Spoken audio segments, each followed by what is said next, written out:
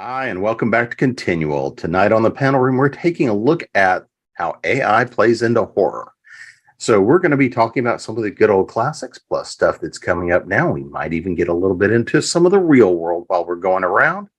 So before we get started, I am your host, Jim Nettles. Let's see who has decided to join the festive party for the evening. Derek, you're up first. Hello, everybody. My name is Derek Austin Johnson. I am a writer. You can find my fiction in places like Generation X, Midnight Tales, and Camp Slasher Lake. Lola? My name's Lola Lariscy. I'm a writer. You can find my stuff. Just Google me. I still haven't fixed my website, but I will one year. But you can find me online, and I love horror, science fiction, movies, books, writing, all that stuff. Lucienne? I'm Lucienne LeBeau, the author of the Silver Hollow trilogy, Project Nowhere, and The Walking Doctor. And I have all my books available on silverhollowstories.com. And Tim? I'm Tim Waggoner. I've published over 50 novels of dark fantasy and horror and media tie-ins. Won a few Bram Stoker Awards, teach creative writing at Sinclair Community College. So let's start with the easy question here. Because again, a lot of the time we look at how artificial intelligence, and that is kind of a very loose term depending on how we play with it. But again, when we look at things like artificial intelligence, usually gets blended with robotics, other ways to give it form. Other times, we've got things like 2001, where all we really get is the nice, big, glowing red eye of HAL. Let's actually start. What is the first memory you have of seeing AI represented in kind of that, even if it's not necessarily horror, but that idea where it is the antagonist or it's something presenting and it's part of that setup, creating something that would be in that hard sci-fi, hard horror genre. So Derek? That's a really good question. I think part of the challenge that most of us are going to have is that so much of this is just part of our DNA that it becomes. No, I'm serious. It becomes really difficult to pinpoint exactly what drew us down that, or what was the robot that really scared you. It's like asking me what the first episode of The Twilight Zone, or what my first episode of Star Trek was. So this may not be the first, but my most vivid memory came probably when I was, specifically with evil robots. It must have been when I was probably 8 or 9, when I want to say it was ABC television played Logan's Run on its evening movie, and they had the robot that was protecting a frozen bird sanctuary, and you had Michael York and Jenny Agutter seeking shelter, and then the robot had other ideas.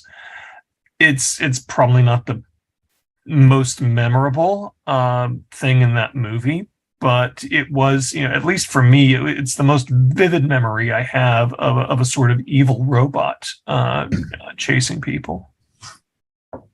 Lola?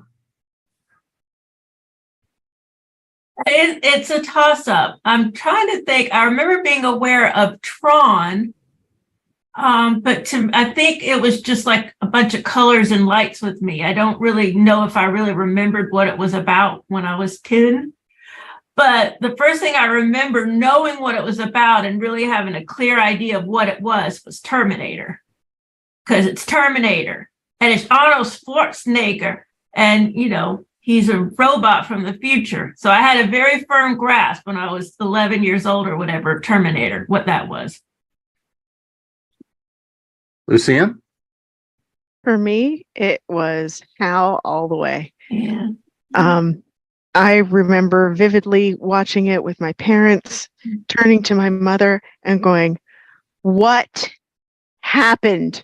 And just being absolutely petrified of this thing. And she's very good about, talking about the things that are supposed to bring us comfort and ease can turn on you And that's usually a person's worst fear, is that the things that are supposed to support you turn against you. Mhm. And I just lived with that. That was a core memory that unlocked as soon as I saw this panel was available. I immediately thought of HAL. Tim? Well, in terms of artificial intelligence, it'd be Frankenstein's monster from the Universal movies. I was 4 when my parents, I don't know why, they just let me watch anything. It was the 60s. Let us watch anything. They knew all the bad stuff would be cut out of regular TV. But they let me watch Frankenstein Meets the Wolfman.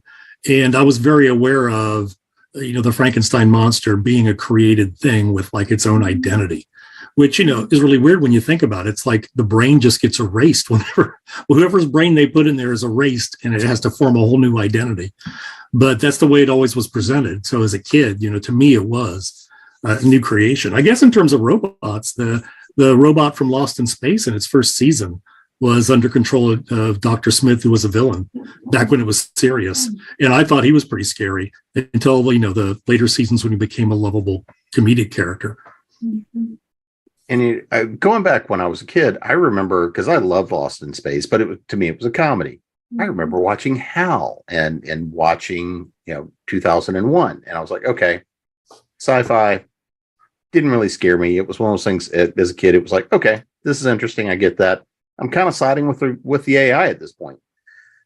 The one that got me, and I mean, I'd watched a lot of Twilight Zones and Outer Limits and stuff that way too young. The first one I remember that really got me, and I went, what the holy hell did I just watch, was as a kid in the theater, and I think it was my grandfather had taken me to go see Disney's Black Hole. I don't remember that.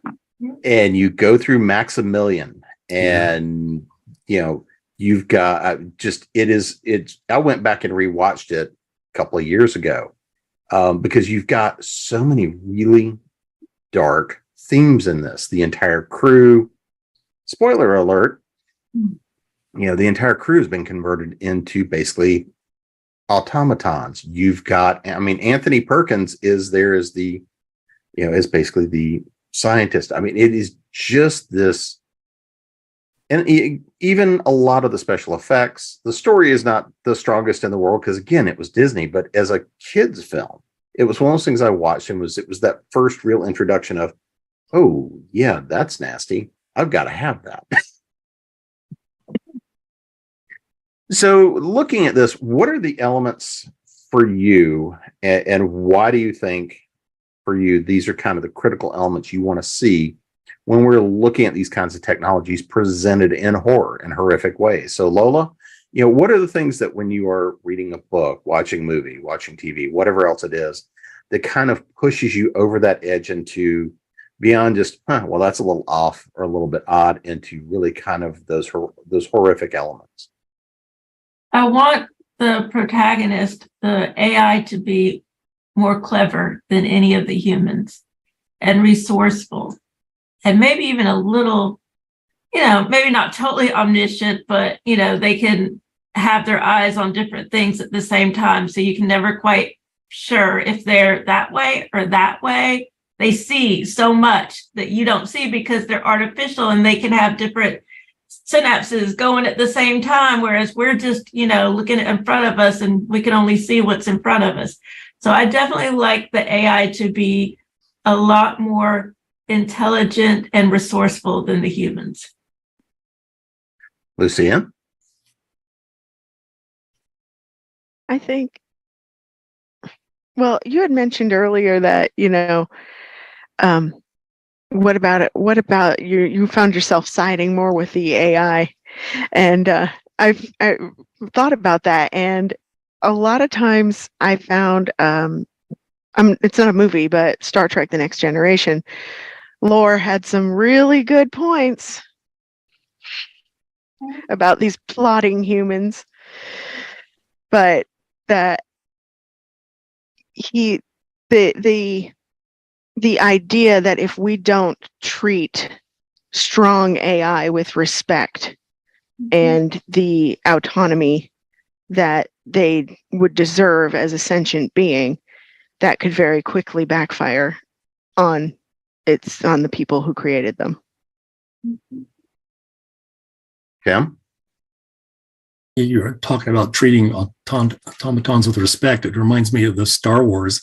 Like the first time watching this, I didn't think much, but by the time the third movie came out, I was in college and I was like, holy crap, these droids are slaves of these people. Yeah. And they remain that way through all the shows and nobody seems to care. So it's pretty horrible when you think about it. I think that for me, what's scary about AI, whether it has a face or not, is that you just don't know how it thinks.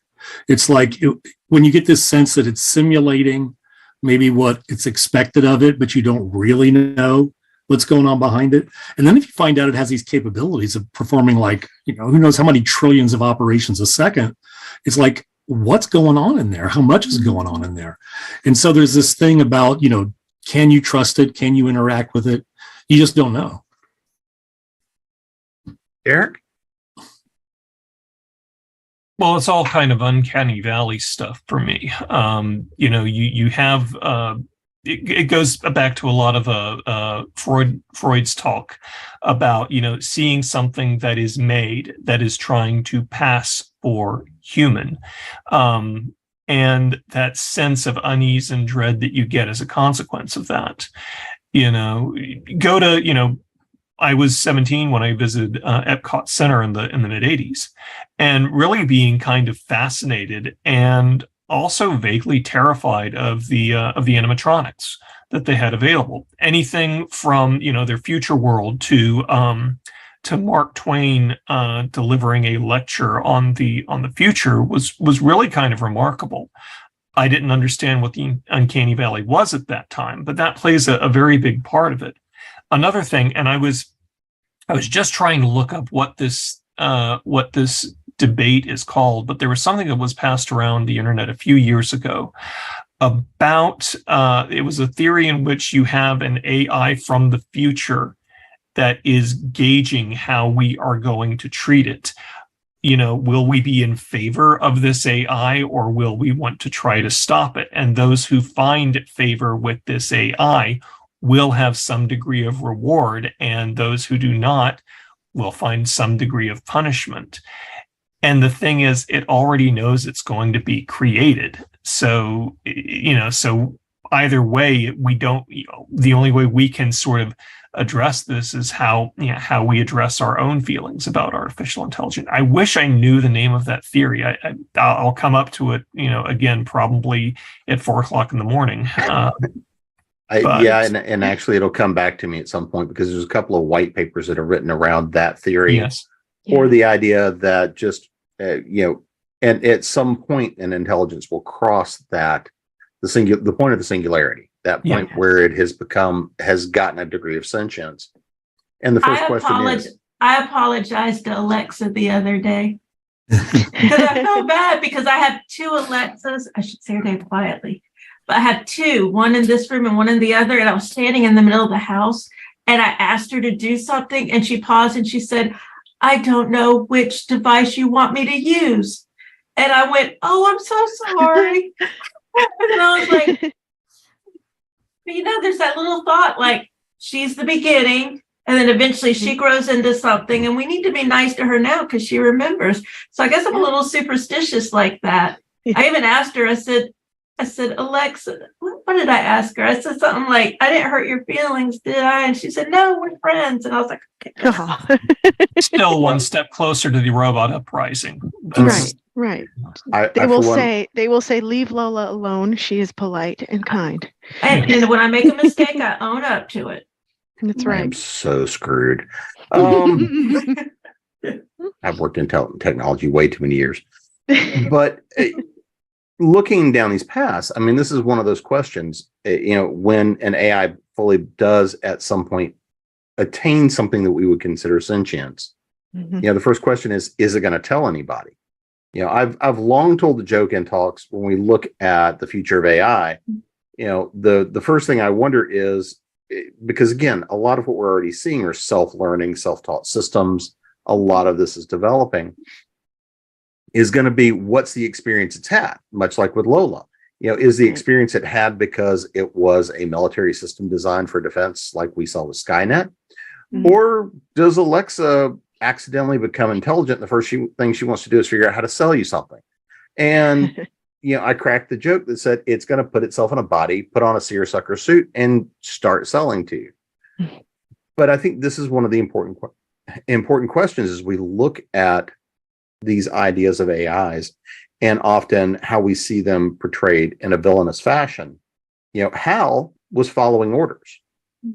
And this is, so there's a lot of questions often about who's giving it the primer, who's giving it the instructions that set it on that path. And I think one of the questions I have here is, how often in those things that you find to be horror driven, is it because the AI misunderstood the instruction it was given, or because it went and said, well, that was stupid and we're not going to do that, we're going to do something else?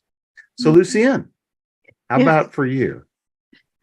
It's funny, I was thinking about the Overwatch story, which is a video game.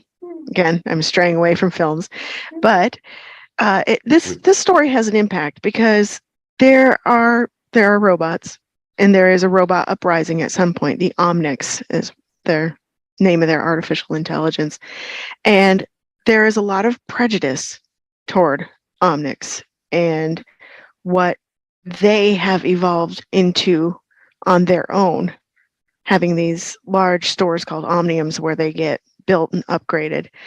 And it would be interesting to think that maybe someday strong AI will evolve in the way that humans also evolve, that they evolve and exist for their own purposes.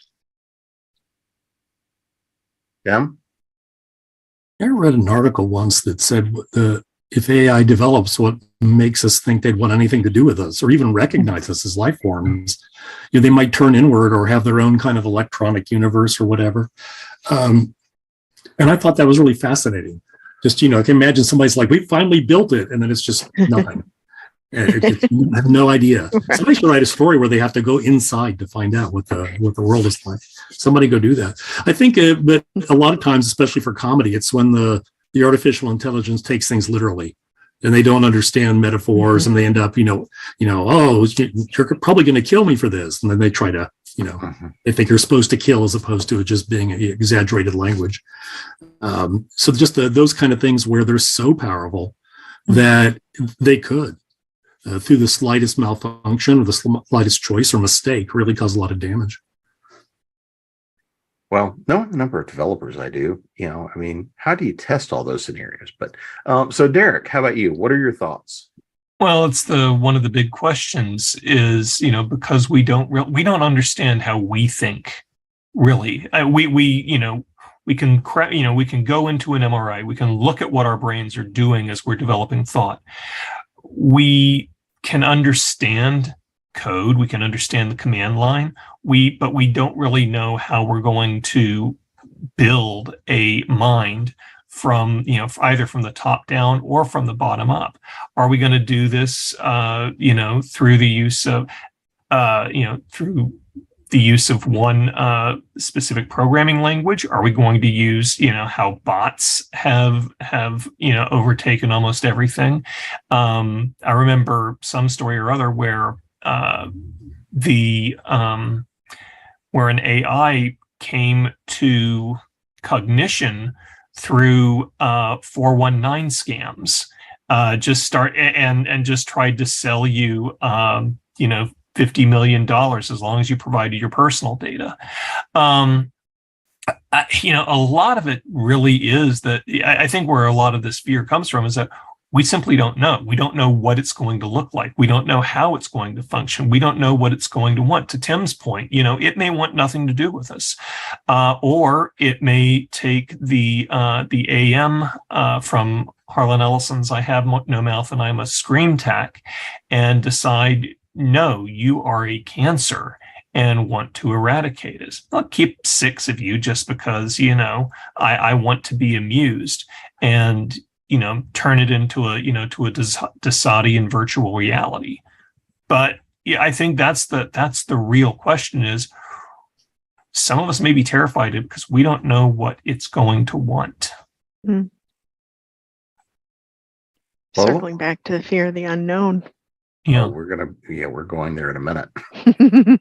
I think it was Tim who was talking about would the AI even tell us it was intelligence? And then what will happen? Will it decide it just wants to ignore us and just do its own thing and just, we're peons, we're not worth a glance. Well, there's a movie called Her. It was in 2013 and it had Joaquin Phoenix and Scarlett Johansson. It was basically Alexa, and I don't even think Alexa was around yet, but she her voice was an operating system, and it kind of gave people comfort and companionship and learned the person, your blow up AI without the physical blow up part. And then eventually, eventually it turns out that all the AIs have been talking to each other. And, she's kind of sad because she likes Joaquin Phoenix, but she's like, you know what, we're going. We kind of want to do our own thing because we're better than you. And so it's like being abandoned all over again. Poor Joaquin Phoenix. So they probably would. Hopefully they would be benign towards us and just let us do our thing. And then they could just go out into space and colonize something and just leave us here. If memory serves, they They decided to do this after they recreated the brain of Alan Watts, the Zen thinker, which had a great deal to do about that. Mm-hmm.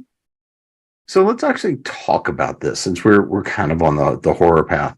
At what point, and what are kind of those stories that really represent when horror or when AI goes awry?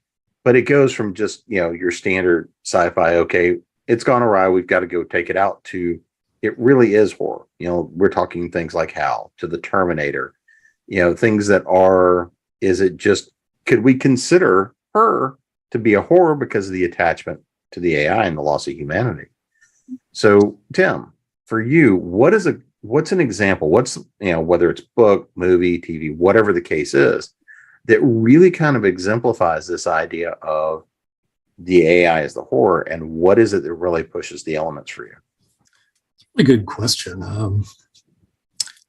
What's this movie? I'm trying to remember the name of it, with Scarlett Johansson, where she's like a robot that some alien power is using to go out, and she's very sexy. She goes out, lures men to this place where they sink into this tar-like thing, and for whatever Under the Skin by from the Michael Faber novel. Yeah. And that part is scary enough, but as she starts to become more aware and more human, it becomes a threat to her. And so just that sort of existential thing, I think, is really, are they, what are they, and when do they become more like us? And just all of that, I think, is where it can really come from. Garrett? Yeah, I'm with Tim. This is a really good question. It's really weird because there's this idea that there's a huge amount of science fiction crossover with horror. I tend to look at them as being very different entities. Having said that, I look at something like Lee Whannell's Upgrade, which is a movie that came out about 4 years ago. About a man. It's really this bizarre thing that incorporates elements of revenge thriller, film noir, cyberpunk, what have you. And a man is rendered incapacitated after an accident, and his wife is killed. And he agrees to have implants in his brain to help him recuperate, to help him recover. And as he's recovering, he gets he begins to look for his wife's murder with the help of this AI that is now in his system. And the AI will occasionally take over for him, so that he's basically just a passenger as this AI is functioning. And I think to a certain extent, it's that kind of loss of, I want to say, personal autonomy, but it's the idea that you are no longer in control of your own body, of your own emotions, and that whatever you're thinking, the AI is also not only thinking that, but can also be a little bit better at that than you are. Lola? Okay. I would like to find the obscure stuff so I could look cool and in the know, but I'm going to go with the unobscure stuff because the movie The Matrix still scares the out of me. And when I first saw it in 1999, I was like, I was in line at my college to use the computers. I was like, dude, The Matrix is the best movie ever. Like, totally changed my life, dude. So it's like the best movie in the world to me. And it still scares the out of me because turns out none of this is true. We've been captive our whole lives. Our grandparents were captive. We're in a vat and things are in our head. And we're at the mercy of scary AI robots that live underground. And yeah, so that's very frightening that our whole lives are a lie. Lucienne? It's not so much horror as hard sci-fi, but the film Uncanny in 2015. Adam is the artificial intelligence and begins to display some things that were never really programmed. He starts to exhibit anger and jealousy. And I found that people's reaction to Adam was to go straight into he's evil. He's this, he's that, he's going to kill, he's going to do this, that I found that it was more people putting their impressions on an AI and what it potentially could be, like a tabula rasa, it's a blank slate, and you're putting your emotions and fears onto it. And that's on Freebie, everybody. I don't remember that one, so I'm going to watch it. Well, let's actually look at a little bit deeper into the different kinds of personalities we see with the technologies we see, because sometimes they're more human than human in terms of a great deal of emotion. Other times it's very cold, it's very distant. You know, if we look again, if I take something like the Terminator, you know, it's designed, it has one purpose, but it has a lot of autonomy, it has a lot of capacity, but again, it's still a single purpose machine. You know, it's given a mission, it's given a job to do. Other times, if we look at something like iRobot, you know, either from the book series, from the film, you know, we see this capacity where it's looking and trying to take what is considering, no, this is really the best thing for you soft, fleshy creatures because you obviously can't make good decisions. So, Derek, let's start with you on this one. You know, thinking in terms of the various elements we look at, what are kind of the elements for you? What's the personality you want to see from the AI? What's kind of the level of consciousness and sentience? You know, if we go back to even things like the old school Battlestar Galactica and compare it to the new school, you know, you could obviously consider even, you know, the old, you know, Chrome Dome Cylons, there were still horrific elements that came with the fact of these are just dumb metal soldiers that are programmed to go and do what they do. So how sentient, how conscious, how thinking do you want to see that AI to be? That's a hard question to answer. And this is where, you know, depending on how you work with it, you're going to fundamentally change the genre you're working in. This is why something like Blade Runner will have a lot of either whatever the Ridley Scott cut or Denis Villeneuve's.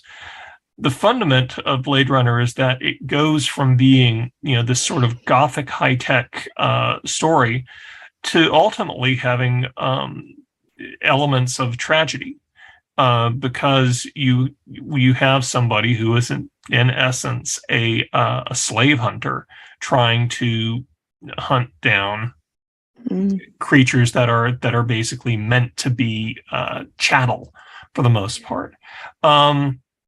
To make it horror, I think ultimately, whether or not it's a single purpose machine, or whether or not that machine is multifaceted, I think ultimately it has to have motive, and it has to have a motive that is that is harmful.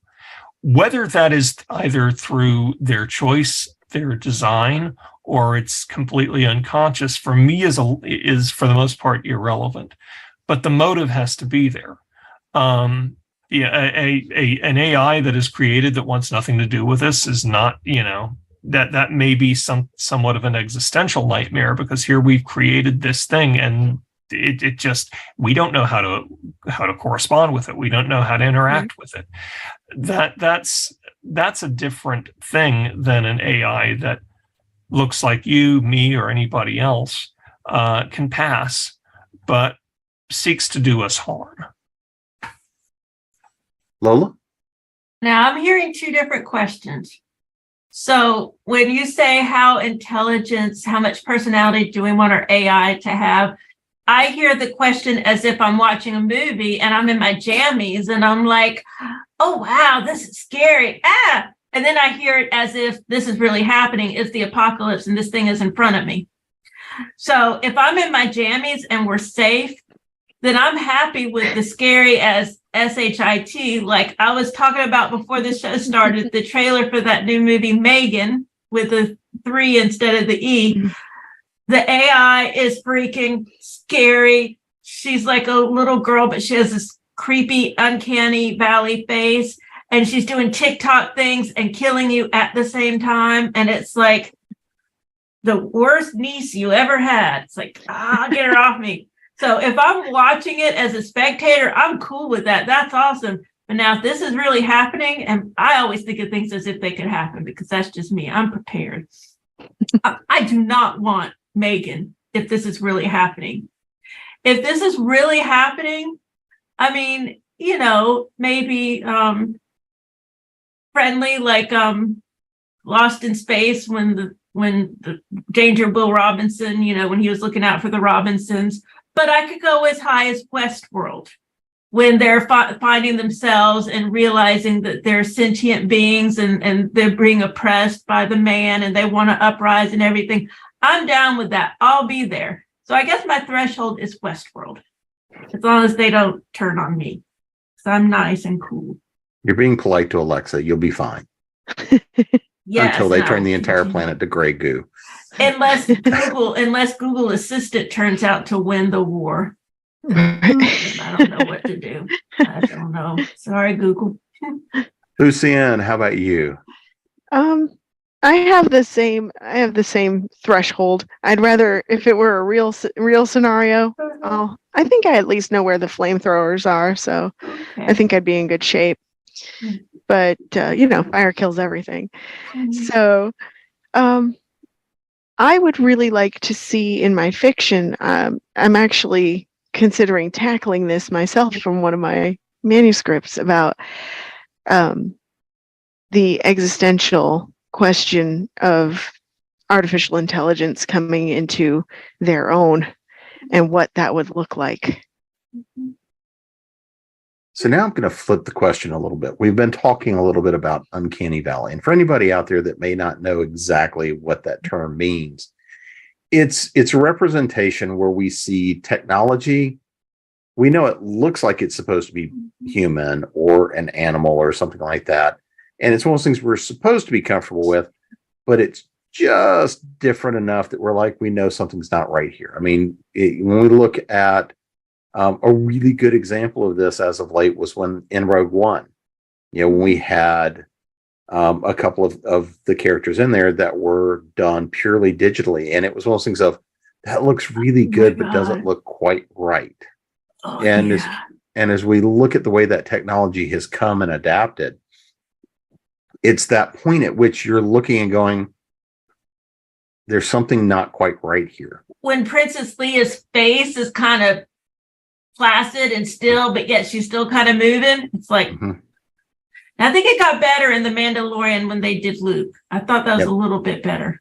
Yeah, the technology has come a long ways in a very short period of time.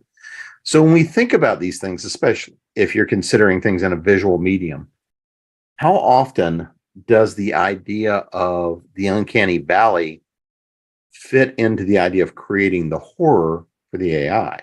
And how much does that impact what you're seeing? So Lola? Well, I love the concept because I love horror anyways, and I love paranormal stuff. So Uncanny Valley comes, right along with paranormal stuff because like there's this concept of the black-eyed kids. Okay, that's something that people have reported, and a lot of times they're kids, and you're just out doing your business, and all of a sudden this child comes up to your car window and it has black eyes, and it's like, "Hello, may I have a ride home?" And it just doesn't seem right, and it just doesn't sound right, and maybe you can't quite put your finger on what's right, but you're like, ah, and it has these black eyes, just black, and you're like, oh my God, don't get out of me, and you spush your window down on its hand, this little tiny hand, and it starts screaming, and you realize it's actually a child, and then you feel bad. No, that did not happen. But anyways, so I love the thought because I just love paranormal stuff, and that plays into the paranormal. So yeah, the more we can have of that, the better. Although my caveat from before, if I'm in my jammies watching something, if it's really happening, I don't want it. Lucienne, how about for you? How much does the uncanny valley play into your perception of the horror? I think that taps into, for me, that primal fear that, evolutionarily speaking, people tend to have. That's a face. What is that face? What is it looking at? Why is it looking at me? What does it want? I need to get away from it or kill it with fire. Because everything comes back to killing it with fire. Fire wins. It works as long as it's control of fire. Exactly. Now, you don't want backdraft, and Right, you got to right. be careful. We should have a class on appropriate fire. Appropriate flamethrower usage, yes. Right. But Look. I think for horror, it really taps into that whole, that like what Lola said, something is not right, and it just eats at your insides. You just want it to get away from you, as far away from you as possible. Derek, for you, what is it? And it's pervasive. I grew up reading Philip K. Dick, who was sort of the master of the concept of the uncanny valley in print. Most of his really remarkable stories take that concept, turn it on its head, where you have something like in Second Variety, which was filmed as Screamers, where you have these kids wandering around this bombed out ruin, and they turn out to be weapons. They're basically sentient robots who are designed to explode when they see people. You have moments where, like in The Electric Ant, you find out you are actually a humanoid robot, and by punching the tape that runs through you, you can change your own reality. These are remarkable ideas. These are in many ways very terrifying ideas. And I think it's part of just being human, because I don't think we are able to really turn that off. We can say, oh, well, how interesting. But, then we, ultimately may come to, as Lucienne would say, kill it with fire, because it can be that terrifying. I'm very much in agreement with Lola. I want my AI to be nice in real life, but sure, why not have armies of robots that look exactly like me come around and try to unalive everything on the planet. So let's sort of flip the other side of this. And Derek, you kind of were going down this path some as well. What about these ideas of AIs that originally started out as humans, as people, that then get transformed and pulled into, or Lola, like you were saying, the Matrix?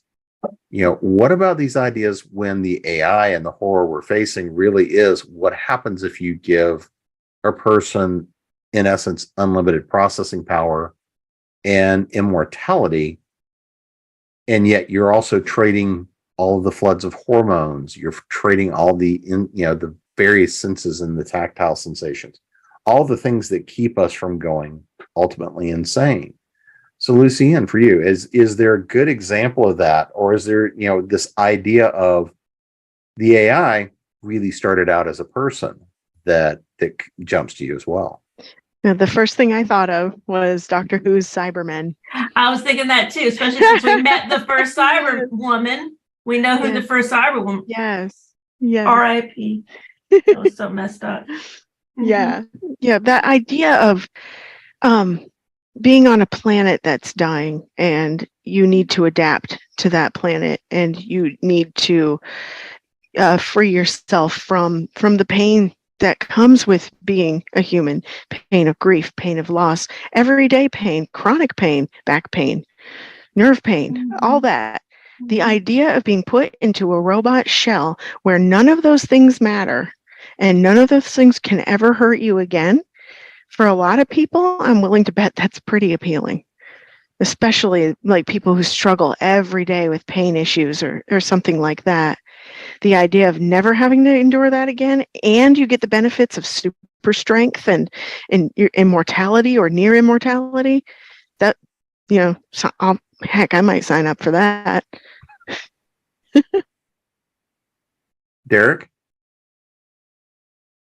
Yeah, it's the whole Kurzweilian age of spiritual machines, isn't it? Mm-hmm. You get to download the contents of your brain into a computer. You can then upload it into whatever body you want. You can be something that looks like a bush with 100,000 robot hands to manipulate whatever you want. You could download yourself into a body that looks like Daniel Craig's, which is what I'm trying to do myself.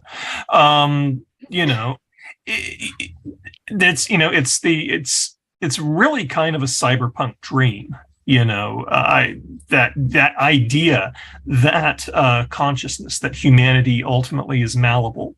I think that's where a lot of the horror does come from. We have this idea that what we think of as human is almost platonic. We have a set idea of what humanity is. We have a set idea of what humanity is like.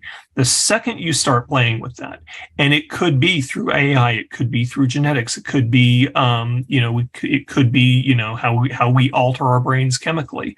That starts creating a lot of cognitive dissonance. It creates these kinds of ontological, it creates ontological fantasias that you can turn into nightmares, especially if you are very much wedded to the idea of humanity. That's what these questions ultimately ask, anyway. I remember the film critic Stephen Hunter, in his review of Steven Spielberg's AI, said that he thought it was an absolutely ridiculous movie because human beings are never going to merge with machines. Nothing is going to change that. Now, okay, if we're some of us, I know we're science fiction people, we can debate that endlessly. But he makes one, he's not stating it, but he makes the cogent argument that this is, when you get to it, metaphor. It is how we are seeing ourselves. And if we allow ourselves to be seen through the eyes of something that is not human, through something that is created, through something that we created, that gives us an insight into how monstrous our own machines can be, but also how monstrous we can be with our own machines. Lola? Okay, I have two thoughts. The first one is, all right, so I subscribe to Audible. I go back and forth between listening to stuff and reading stuff because I have very bad eyesight and I get headaches a lot. So I listen to things. So I'm listening to Old Man's War by John Scalzi. I never read it or listened to it before. It's really good. I've been meaning to for a long time. It's just really good. And it presents a double-edged sword because in this far future, when you're on Earth, when you turn 75, you can either choose to die at whatever time and be sick or whatever, or you can go to war in the galaxy. And, they promise new bodies, new everything, new lease on life. And they do give that to you for as long as you have a life. Ha, ha, ha, ha, ha. Yeah. And yes, that's but you get to be a horny teenager at least on the trip out. for boot camp, and that's about it. And the other thought I had is William Gibson. One of his big things is the ghost in the machine. Mhm. And and I was thinking about that because you kind of have a dichotomy. I have a dichotomy in my friends. I have my friends who are, hippies and they love nature and all that. And then I have my friends who would be happily in an OS, and just living in the machine. And William Gibson was very much about Ghost in the Machine. You lived your lives in an operating system, in software programs, and you just bounced around and you were great. And I mean, what's wrong with that, right? You got your conscience. You've still got your conscience, but you don't have the aches and pains. You don't have to go to the doctor. You don't have to eat. You don't poop. You don't do anything. You don't get CO, the word we're not supposed to say. You don't do any of that. And so I'm like, I can do, as long as you don't degrade, because, sometimes, programs can degrade. So you'd have to make sure that you stay intact and, no virus gets to you or anything. So I'm sure there'll be plans for that, in the far future.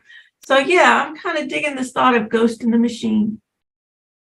Yeah. Well, and that's one of those places I was kind of surprised we haven't gone before, is to talk about what happens when we as humans are brought over into their digital realm. Because again, this idea of being the ghost in the machine, it's one thing to be, to in essence, have an AI that is in a technological body that's able to go out, interface with you, whether it's the Cybermen or something like this. But what about the other side of that, where as we are getting deeper and deeper into a virtual reality and an augmented reality world, going back to the idea of even being Tron and you're sucked into the machine itself. We see a lot of horror elements where people get pulled into the virtual world and then all they may have to do is unplug, but they can't even get so far as to do that. What about elements that we see in story where we're kind of into their environment? It's, we're the fish out of water because even though the collective we created them, now we're playing in their world. What about some of those kinds of ideas and elements for you guys? Who wants that one first?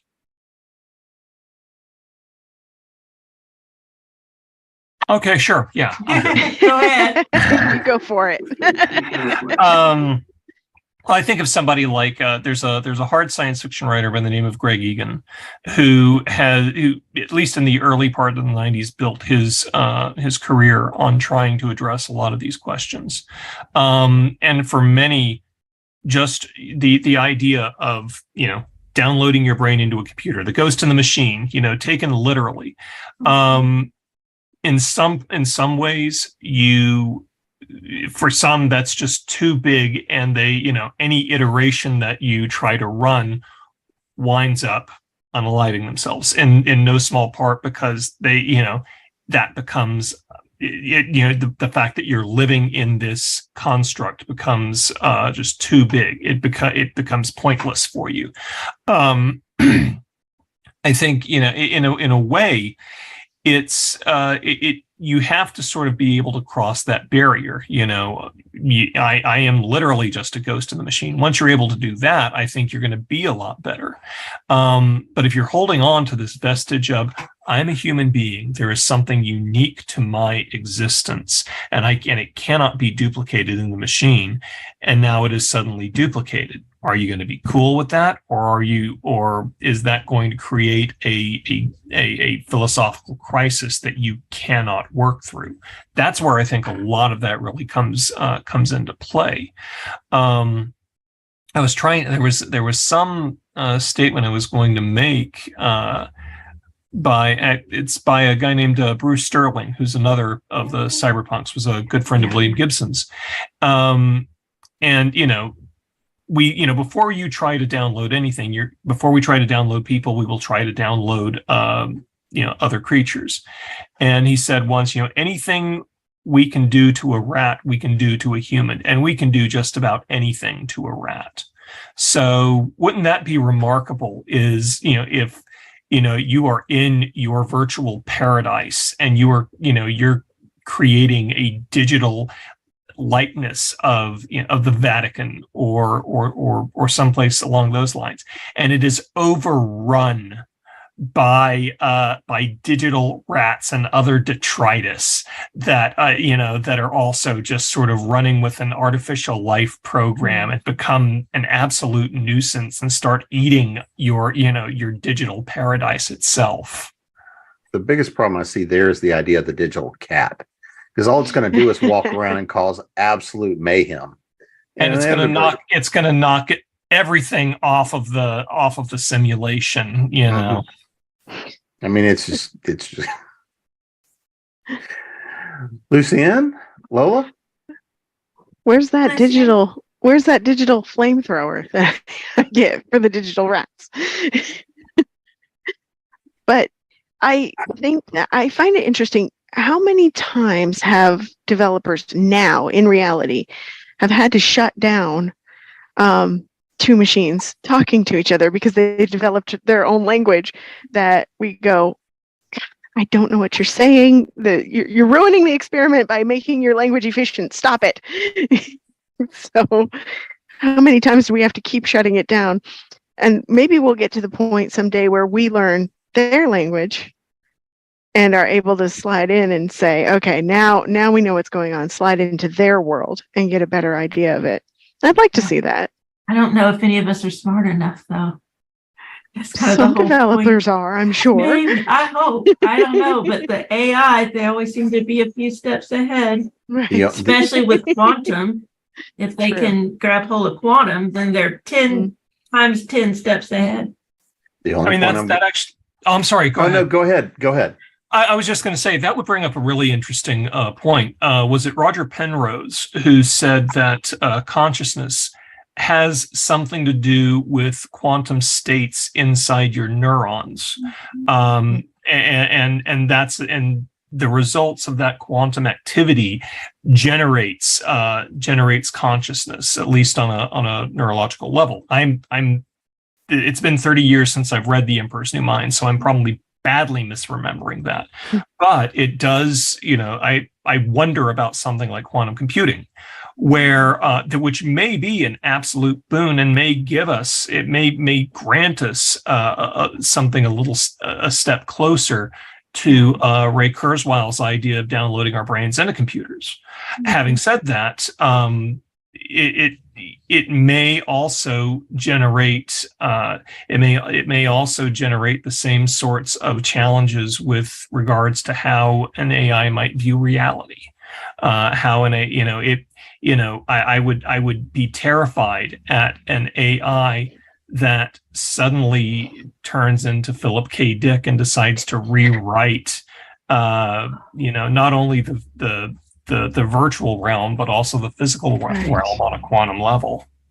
That could be the Mandela effect. Maybe that's already happening. Every time you remember something some way and everyone else remembers a different way, it's because AI is in there doing their quantum magic and changing things. They've embedded themselves in the quantum foam and are just they're messing with us. Yeah. I'm telling you what, it's been happening more and more. I insist that something's true, and I find out that I'm the one who's wrong. Everyone else is right. I'm the one who's wrong, which I'm not used to. I'm used to being the one who's right, and it's very infuriating and upsetting. So I'm going to throw a question out there just for my own humor value, because somebody was dumb enough to leave me in charge, and nobody ever said I'm not really an AI. I've been accused of worse. But here's this question. What about the idea, is anyone concerned, or does anyone find this idea horrific that we are living in a simulation? Does that bring any fear to you that we are somebody's giant game of The Sims? If we are, can I get an upgrade? Yeah, please. Why? Well, and that comes again to Matrix. I mean, the reason the little kid said there is no spoon is because none of it is real. We can make what we want. Mm-hmm. And supposedly that's why people think if you think positively, things will happen. And if you think you'll float, you can float. And if you want to turn blue, you'll turn blue. And, people think that you can mold your existence to how you want. And if it's true that this is just a simulation, then maybe you can. I haven't been able to do it, but I've tried. I really, you get bored sometimes and you're like, move the spoon, and it doesn't work. Yeah, I've never really worked out how I actually feel about that. Would it change a lot of my fundamental thought? Yeah, maybe if we could show some definite evidence of that. On the other hand, I don't know how much of it would change how I view my own life to begin with. I would be curious to see how the program plays out. But, by then I may, by the time I pass on, my, whatever makes me up digitally will be used for some other piece. I don't know. I hate to say it. I really don't know how I would be able to process that or how much I would change as a consequence of that knowledge. Again, I'm just looking for an upgrade. I want the cheat codes. I want my Control-Shift-C, ching, and all the little cheat codes so I can upgrade. That's true. Simoleons, Hack please. your own life. Yeah. I want to make things easier. I want to learn how to get the vacuum cleaner to run itself without having to spend $400 on a Roomba. I want to know where all my socks went when I put them in the dryer. Thank you. 100%. Where are they? This is proof of either underwear noms or digital glitch. Digital glitch. Digital glitch. Digital glitch. So before we wrap up too much, I'm going to throw and give you guys, is there anything we haven't talked about tonight in terms of AIs and horror and things you want to throw out there? Whether it's a particular film or story, a book, something you want to point people to, or just an idea we hadn't touched on yet. And I'm going to work backwards to scare the hell out of everybody. So Lola, you're first. The X-Files had a revival a few years ago, and I loved it until the end. The last episode, I was like, how dare you do that to a character, but whatever. But they had an episode that fully just encapsulated how my life feels sometimes. Mulder and Scully went to a sushi restaurant, and there were no humans in the sushi restaurant. It was totally automated, and Scully got the wrong thing. And so Mulder, being Mulder, decided not to leave a tip. Well, the ghost in the machine tore down their life until he would leave a tip. I mean, the home security, the automated taxi, they got everything and held them digitally hostage until Mulder did his little app and put a tip on there. And so that's how I feel sometimes, because it feels like you're stuck sometimes when you try to do something online and you're trying to pay and there's no way to pay. There's no next button. There's no play. There's no this. There's no that. And you're like, I just want to get on with my life. I want to buy this thing and just let me buy this thing and move on, or let me make my doctor's appointment. Where is the thing for me to make my doctor's appointment? And, of course I could call, but that's so 1980. I'm not going to call. I want to do it on my computer because I don't like talking to people. And so it's just frustrating when, we're at the mercy of the machines and they don't play fair. Lucienne? Thinking about going back to one more thing I'd like to add. If we were all to get Cybermen style bodies and be able to be devoid of pain and hurt, we'd also be robbed of joy and our humor. And I think that's part of what makes us uniquely human. And maybe someday AI will be able to have joy and know those experiences as well. I'd love to see that. Unique AI. Eric? I think we covered quite a bit, and this is a topic that we could go on for hours. Some of it's going to sound really learned like everybody else here. Some of it's just going to sound like a lot of stoner logic when it comes out of my mouth. But it's interesting how often we have this conversation. We can talk about, what happens, what happens if you are downloaded and you want to upgrade into, not just upgrades to having, 20 arms and or whatnot, but, just if you're trying to go from, Windows 11 to Windows, 18. How is your AI self going to handle that? The only other thing I'd add is a lot of this is fueled. A lot of this discussion is fueled by pop culture. We see it in science fiction regularly. It's a regular play on that. We're horror writers. We talk about, some of the dark side of that, of these possibilities. But ultimately, when we're talking about all of this, we are talking about ourselves. We're talking about our view, not just of our machines, but of ourselves, how we're viewing ourselves and our places in the universe. And I think we lose track of that sometimes. I think we lose. I think that gets lost in translation. It's the whole thing of, no, we're not really trying to predict the future. No, we're not. But if we're using our metaphors properly, then we can get a good idea of what we don't want it to do. So I'm going to throw a question out here just because for bonus and overtime. Because I've actually I've been interviewed a fair amount about this over the last couple of weeks, is this idea we're seeing where people are showing real fear, real concern over AI art and how much AI is being interjected. And we were talking about this a little bit before we came on.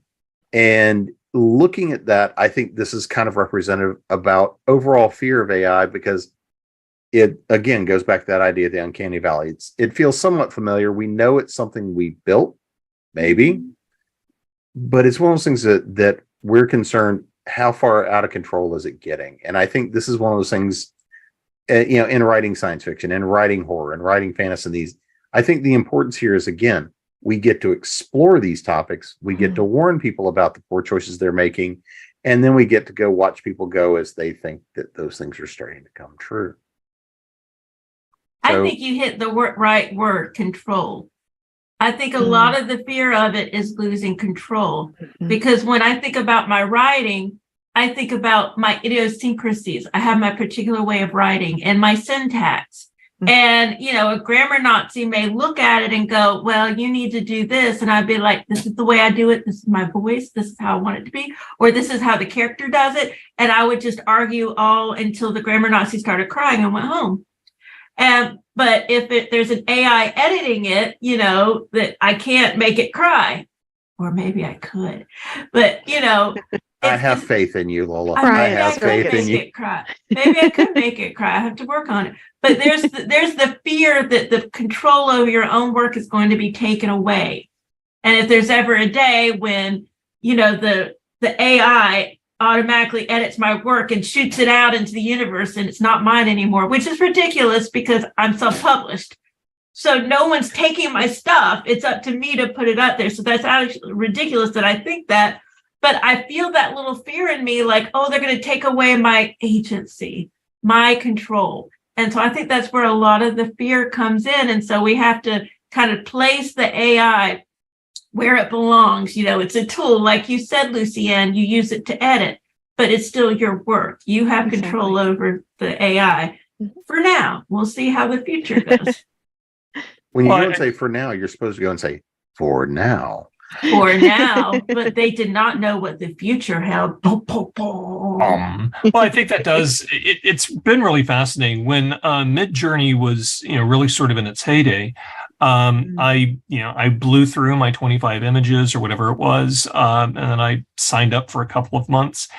It was kind of fascinating, but I really didn't have anything generated. I didn't generate anything, and I really didn't see a lot else that really struck me as being all that memorable. As with anything, it's a tool. It's an interesting tool, but I kept saying to myself, this doesn't. It's like looking at somebody. It was a lot like seeing something. What was the image I heard used once? It was like looking at a stuffed tiger in a glass cage. It's really kind of remarkable, and yet it just seemed so devoid of any real interest. It seemed devoid. I hate using words like it's devoid of personality, it's devoid of this and all of that, because I know I'm bringing in my own sort of, humid interaction with this piece. But I didn't, aside from going, that's kind of cool, I really didn't care at all. Lucienne? You don't want me to go on my rant. I ain't got nothing to do. We have limited time. AI is absolutely a tool, and right now, it's in its infancy right now. And my biggest concern with AI referentials is that it's referencing work and stealing work from artists who have worked so hard and put so many hours and so much labor and so much love into what they are creating. And for an AI to be able to just say, that's mine now. That's frightening. Because it ultimately hurts an artist who's likely already struggling. Because our society will say over and over, I love art, I love it, I value it, it's my life.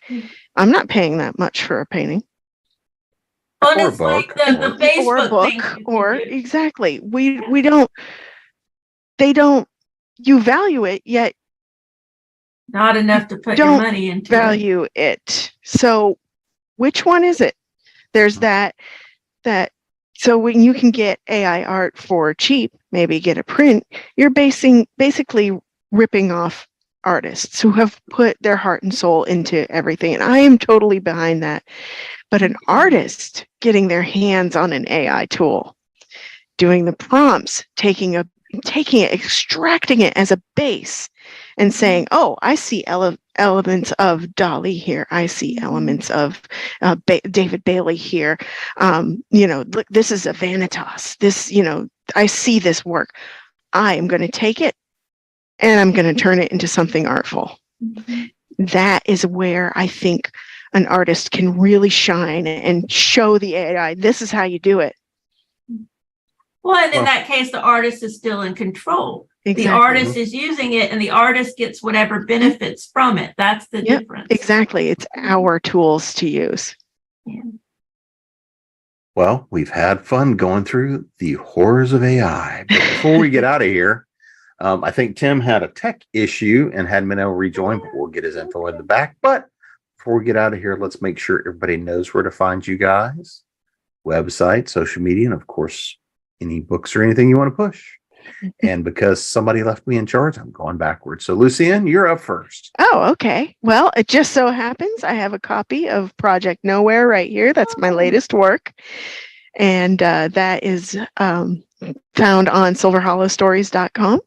It is also available in audiobook form if you would prefer to listen. And the narrator has a very soothing voice. However, the material will keep you awake. Lola.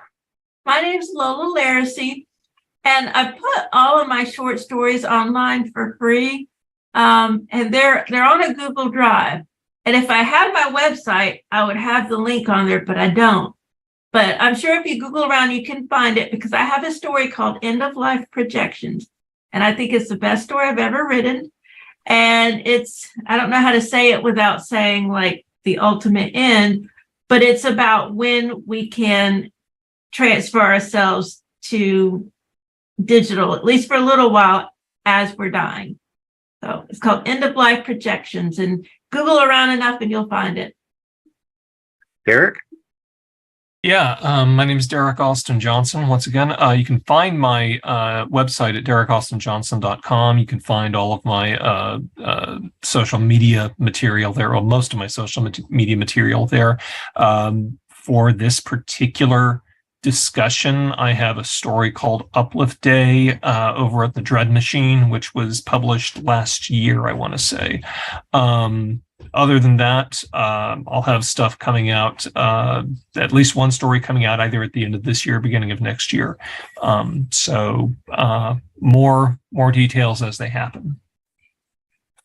And I've had the pleasure of being your host. And you can find me at jamespnettles.com, authoressentials.net, authoressentialsworkshops.com, the speculative-fiction-academy.com, creatingprose.com, and of course here at ConTinual. And we will see everybody again soon, or will we? Night, everybody. Good night. Thank you.